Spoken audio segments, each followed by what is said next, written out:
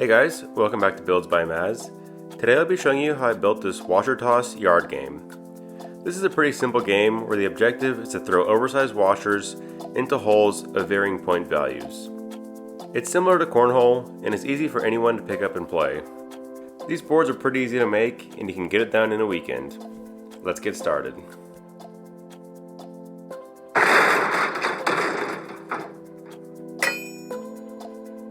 These washer boards are primarily made out of plywood.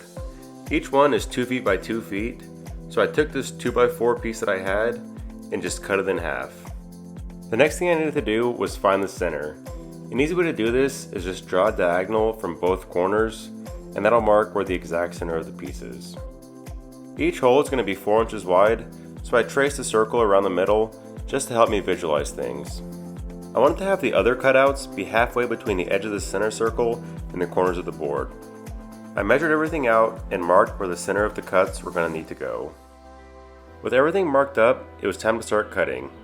I used a 4-inch hole saw bit to make my cutouts, and I found that it was easiest to cut halfway through the plywood board and then flip it over and continue the cut, which also helps prevent excess chip out. My biggest recommendation here is to invest in a good quality hole saw bit. I purchased the value pack on Amazon, which I'll put a link to in my description, but I highly recommend not buying this set. It just really didn't cut very well, and I actually had to spend a lot of time letting my drill cool down in between cuts because it was getting so overworked. After what seemed like forever, I finally had all the holes cut out and could move on to rounding the edges. I used a 1/4-inch roundover bit with my hand router just to give a little curvature to the sharp edges of the surface. This is definitely an optional step, but I think it's just a nice finish, and it'll also help make it easier to wrap the turf around it later on. I then went back and repeated all the same steps for the second board, cutting out all the holes and rounding off the edges. I then gave everything a quick sanding. This is all going to be covered, so I didn't spend too much time here. I just wanted to make sure I had a good flat surface, and also spent a little bit of time sanding down the inside of each of the holes. Next it was time to assemble the back piece, so that these boards can sit at an angle. I already had some 1x4 lumber on hand, which turned out to be the perfect size, so really the only work here was to just cut it to their correct length. I wanted a way to carry these boards for easy transportation, so I needed to cut some holes for a rope handle. After measuring and marking my spots, I chose a drill bit that was slightly larger than the width of the rope that I had. I drilled these holes a little wider than a hand's width away, and then did a test run to make sure that the rope would run through. From there, I transferred the location of my drill holes onto the second board. My idea was to cut a channel out so that the rope could run through both boards and I could carry everything at once. I drilled 2 holes in the second board with a drill bit that was a couple sizes larger than the original 2 holes. I drew lines along the edges of both holes, connecting them and then cutting it out with my jigsaw, creating a narrow channel.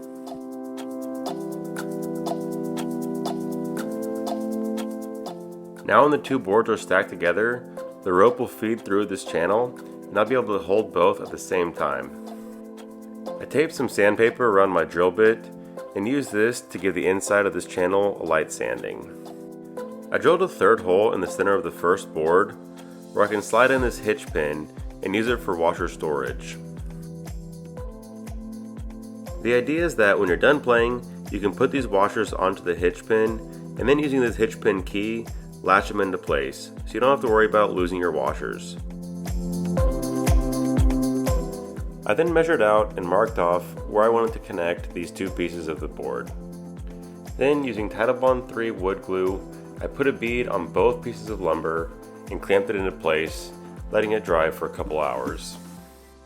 Once everything was dry, I used this Behr paint primer combo to paint the board white. The top side was going to be covered, but I wanted to paint all the areas that might be exposed, which included the inside of the holes and the bottom of the board. I bought this little roll of turf from Home Depot for about $20. I rolled it out and measured the size that I would need for the board, making sure to leave a few inches on each edge for overhang so I could staple it to the underside. This was actually extremely easy to cut and I could just use regular scissors. I also cut a little notch at each corner so that when I folded it over the underside, it wouldn't be too much overlap. I bought this Gorilla heavy duty spray adhesive to to attach the turf to the board. I sprayed a heavy layer all under the underside of the turf as well as on the board's surface, just to make sure it was a really strong, permanent bond. Once I got everything lined up, I just walked all over it to make sure everything was pushed down properly. Then, with this heavy-duty staple gun, I stapled the excess turf to the underside of the board, making sure to pull it tight as I went so there wouldn't be any loose areas. I weighed these down to let them dry for a few hours, and then came back to start cutting out the holes. I found that the easiest way to do this was to start with a razor blade and cut each hole into fourths. Then with scissors, cut each one of those triangles in half, making 8 separate triangles. Then I could pull each one up individually and staple it to the underside of the board. I then repeated the process for all these remaining holes. My hand was starting to hurt after a while from all the stapling, and I was happy to have this step finally complete. I then laid out some stencils which I was going to be using to label the point values of the holes. This is completely optional, especially if you just want all the holes to be worth the same amount. You don't need to put any numbers on there.